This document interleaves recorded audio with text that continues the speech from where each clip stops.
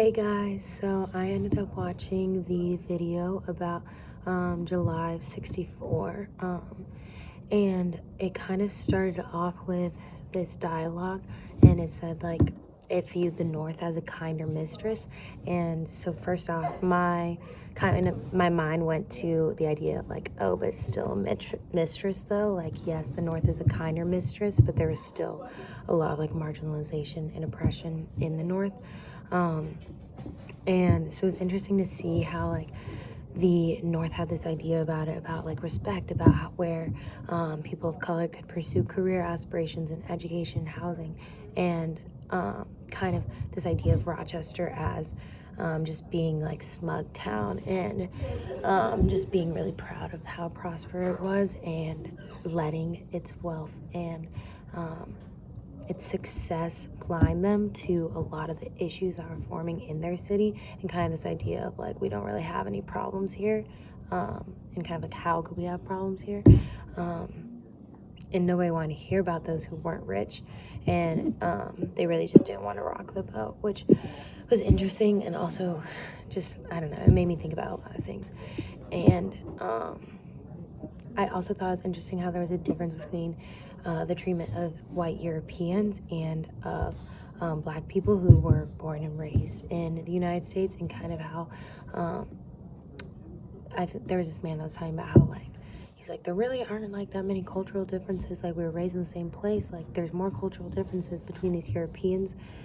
coming, but still they were welcomed so much easier. And so it was not really, it was more of like a lack of will to welcome these people in the same way that they welcomed white people from Europe. And it was interesting to see how like the community was built in the neighborhood, and how outside of that they're just treated really differently, with job opportunities and realtors just turning them away, and just not ever being able to gain any traction, I guess, for upward mobility in that sense. So they were stuck in these houses where there's 16 families in one house, and of course then there's going to be loads of other issues like health wise, and just that's just not healthy for anyone to have a living situation like that. I also found it really interesting how it was the last major city with public housing, and just how, again, like that pride stood in the way, because they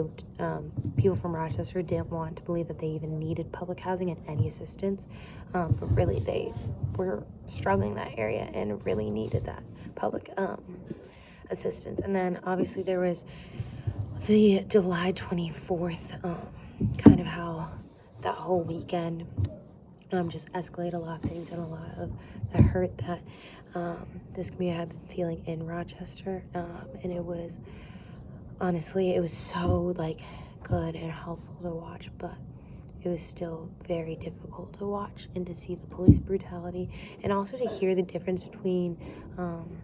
the white viewpoint and people of color. And like, I don't know, it was just very interesting to me to hear how the difference between history being told. One of the women talked about going into office, and overhearing like the intercom was left on, and they said some vile remarks about just her and the group that she was with,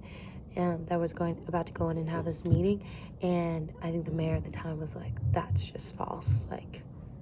And I don't know, there's just a lot of preconceived notions and stuff, and just kind of how like that weekend with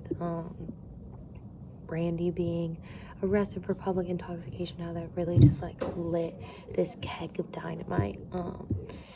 and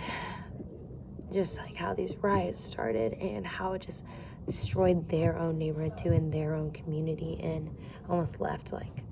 the really successful part of Rochester unscathed, and when it was these people that were trying to be heard and voice themselves. But overall, it was really eye-opening, interesting to see how a lot of those issues parallel to today. Kind of disappointing that we are still struggling and trudging through mud for racial equality, and just representation and advocacy for those whose voices have been suppressed for so long.